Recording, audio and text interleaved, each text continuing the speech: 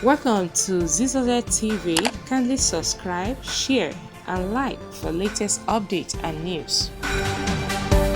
A great, move, and I think I want to personally also thank Mr. President Bola Ahmed Tinubu, for creating this idea of Naira for crude and also Naira for the product.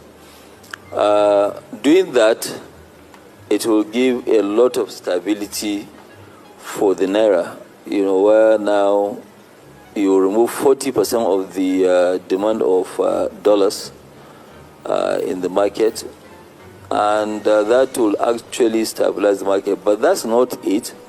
As you know, there's quite a lot of what you call round tripping, where people now do documentation and the fuel does not come into Nigeria, and this is a fact.